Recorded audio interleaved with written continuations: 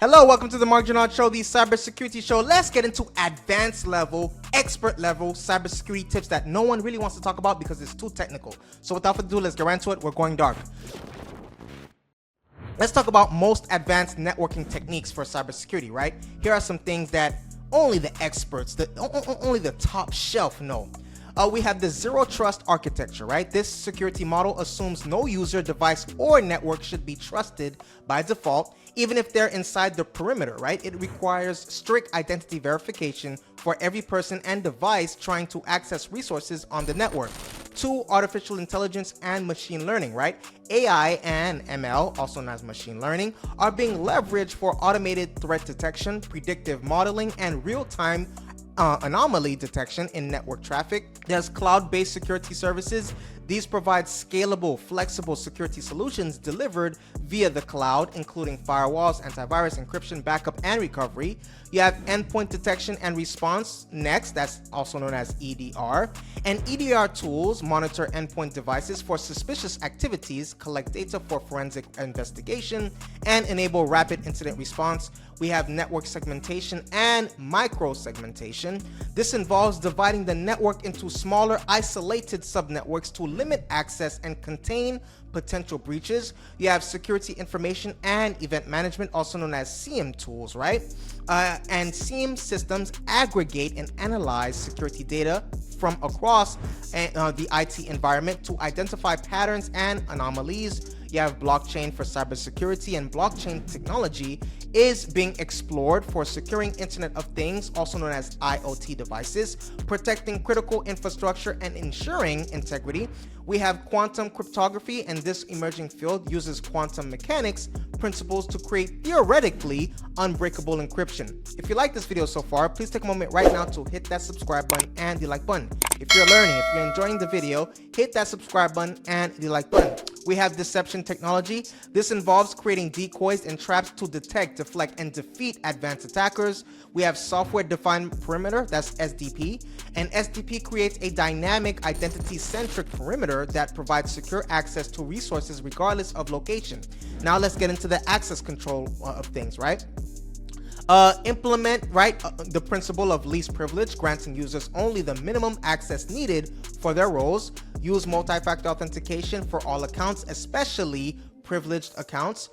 Implement privilege access management, PAM, to secure, control, and monitor privileged accounts. Now let's get into the threat detection and response.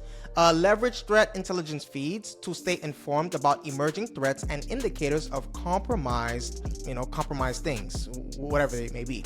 Also implement endpoint detection and response, right?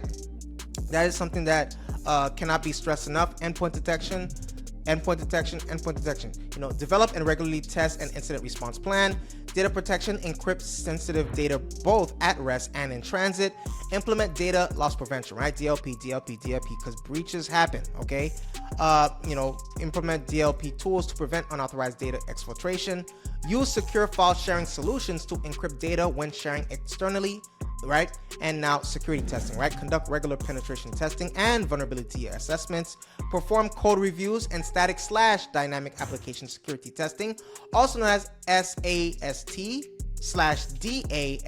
for custom applications. Training and awareness, right? Provide ongoing security awareness training for all employees or yourself, right? Conduct simulated phishing exercises to test yourself and employee vigilance. Now, emerging technologies, right? That's another aspect. Evaluate the use of AI and machine learning for threat detection and automated response. Consider implementing, again, didn't I say this before, guys? Maybe you guys weren't listening. A zero trust security model, right? Again, remember to stay updated on the latest threats and continuously evolve your security strategy. Cybersecurity is an ongoing process that requires constant vigilance and adaptation, right? So there are some latest advancements in cybersecurity laws and regulations, okay? So this goes hand in hand with cybersecurity tips. So let's get into that right now. So the SEC Cybersecurity Disclosure Rules in July 2023, the Securities and Exchange Commission, also known as SEC, adopted new rules requiring public companies or whoever, right, to disclose material cybersecurity incidents within 4 business days. These rules went into effect in December 2023, putting more pressure on companies to have robust incident response plans.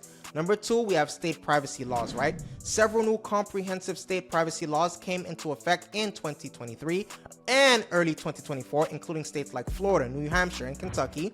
These laws typically require companies to implement reasonable security measures to protect personal data. We have the federal cybersecurity initiatives, right? The White House has continued to push for implementation of a national cybersecurity strategy with implementations for federal, state, and private entities. Various federal agencies like the FTC, CFPB, and HHS have issued new cybersecurity regulations and guidance. We have critical infrastructure reporting. The Cyber Incident Reporting for Critical Infrastructure Act, also known as CIRCIA, has passed in 2022, requiring critical infrastructure companies to report cybersecurity incidents within 72 hours. Final rules are expected to be published by CISA in 2024. We have EU regulations, right? The EU Cyber Resilience Act aimed at improving cybersecurity cybersecurity products with digital components is expected to come into effect in Q3 2024. The Digital Operations Resilience Act, also known as DORA, for financial institutions will apply from January 2025. So the focus on AI and algorithmic bias, right? Regulators are increasingly scrutinizing the use of AI and algorithmic decision making from a privacy and cybersecurity perspective. You have supply chain security. There's growing, right, emphasis on securing supply chains with regulations mandating risk assessments and due diligence for third-party vendors. There's increased accountability. Laws are emphasizing corporate governance in cybersecurity, requiring board-level involvement and executive accountability for, cyber incidents. So the overall trend is towards more stringent and comprehensive cybersecurity regulations across sectors, with a focus on incident reporting, data protection, and accountability. Companies, whoever, they need to stay vigilant and adapt their cybersecurity practices to comply with this evolving regulatory landscape. How can how can you improve your skills in system administration for cybersecurity? How? Well, let's talk about that, right? There's networking fundamentals, right? You can develop a strong understanding of TCP/IP, firewalls, VPNs, and network protocols. Practice using tools like Wireshark for network analysis and troubleshooting. 2, operating systems, right? Gain proficiency in both Windows and Linux systems.